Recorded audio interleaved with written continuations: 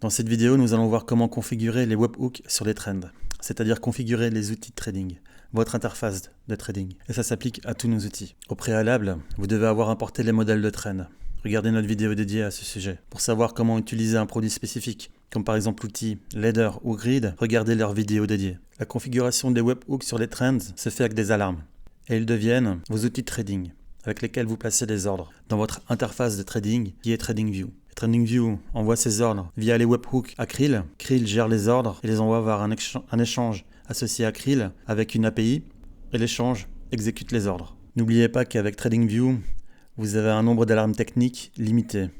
Le plan essentiel en propose 20, le plan plus en propose 100, le plan premium en propose 400. Nous vous suggérons le plan premium. Vous pouvez gérer vos alarmes en cliquant sur cette icône et ensuite en cliquant droit sur démarrer ou bien arrêter. Vous pouvez aussi les sélectionner en grand nombre avec CTRL ou Maj et désactiver ou activer des paquets d'alarmes.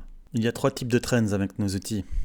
Les trends pour placer un ordre en ouverture ou en fermeture, les trends de stop loss et les trends pour déclencher une stratégie, pour démarrer une stratégie en longue ou en short. Ça, ce sera le gros de votre travail, de créer toutes les alarmes sur les trends, c'est-à-dire créer les webhooks pour chaque paire. Aussi, comme vous pouvez voir, le nom des trends n'est pas spécifique à un de nos produits. C'est pour ouvrir ou fermer une position. Donc ces outils peuvent être réutilisés avec n'importe quel de nos produits. Par contre, les trends pour déclencher, c'est-à-dire démarrer une stratégie, sont bien sûr spécifiques. Aussi, faites bien attention lorsque vous configurez les alarmes, parce que vous n'avez pas le droit à l'erreur. C'est important de faire une double vérification ensuite. Mais une fois que c'est fait une fois pour toutes. Cela prend moins d'1 seconde pour que TradingView envoie un signal à Krill et Krill envoie le signal à l'échange pour exécuter l'ordre. Nous fournissons un modèle de texte pour configurer les alarmes. Vous double-cliquez dessus, CTRL A pour tout sélectionner, CTRL C pour copier. Ensuite, vous copiez tout dans un fichier texte pour qu'on puisse les utiliser efficacement pour paramétrer nos alarmes, c'est-à-dire nos webhooks. Dans notre modèle de document, nous fournissons 5 stratégies en longue et 5 stratégies en short avec des noms génériques factices. Ces URL, vous devez les changer.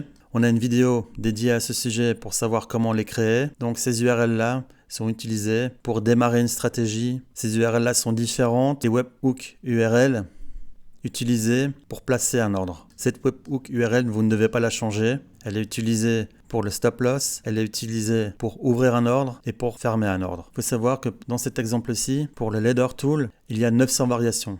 Et dans ce fichier texte, nous fournissons seulement 5 variations. Variations de base, les plus courantes entre guillemets, pour que vous puissiez utiliser nos outils rapidement. Donc on y va. On va commencer par configurer une trend pour déclencher une stratégie. Ajoute une alarme. Dans les conditions, on laisse le crossing, threadline. Pour le trigger, only once, c'est très important. Comme ça, on est sûr que la stratégie ne sera déclenchée qu'une seule fois. Parce que si vous oubliez la trend quelque part dans le futur et que le prix retouche la trend, elle va être déclenchée à nouveau. Il faut aussi savoir, et c'est très important, que même si vous avez mis le trigger en only once, que par la suite vous déplacez la trend, l'alarme va être automatiquement réactivée. Donc le mieux, c'est qu'après qu'une trend de déclenchement des stratégies ait été activée, vous la déplacez dans le passé. Dans le nom de l'alarme, vous copiez-collez le titre ici, vous le copiez là. Voilà, ça vous fait gagner beaucoup de temps.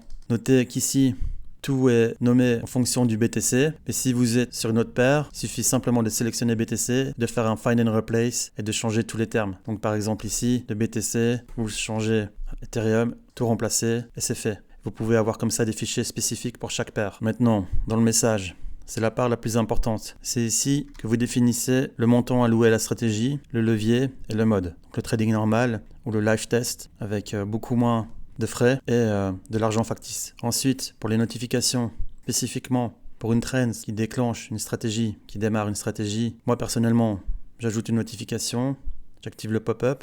Une petite alarme, c'est ici où il ne faut pas se tromper, il faut mettre le bon webhook. Donc ici, je vais en mettre un factice, voilà, comme ceci, copie, colle. Et n'oubliez pas, ce webhook, cette URL webhook, vous l'avez défini dans Krill, on a une vidéo dédiée à ce sujet. Ensuite, vous pouvez créer l'alarme. Notez qu'il y a une petite icône réveil qui s'est ajoutée. Maintenant, pour le stop loss, on fait toujours via l'object tree. C'est la façon la plus efficace de le faire. Clic droit, ajouter une alarme. Pour les paramètres, pour les conditions, on laisse par défaut.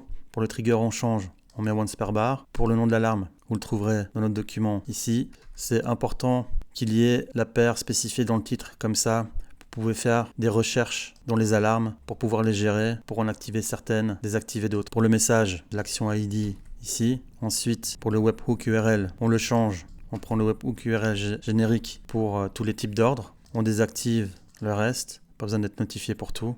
C'est important qu'on ait fait tout à l'heure la trend pour démarrer une stratégie parce qu'elle avait un webhook spécifique. Maintenant, chaque fois qu'on fera les ordres d'ouverture, tous les ordres d'ouverture, tous les ordres de fermeture sur une nouvelle trend, il va garder en mémoire l'URL webhook qu'on a utilisé. Ça évite de refaire un copier-coller. Pour les ordres d'ouverture, clic droit, on ajoute une alarme dans Opening Order, on copie, on colle le titre. Pour les conditions, ça reste identique. Pour les triggers, on met once per bar. Pour le message, on copie l'action ID. Pour les notifications, plus besoin de changer quoi que ce soit.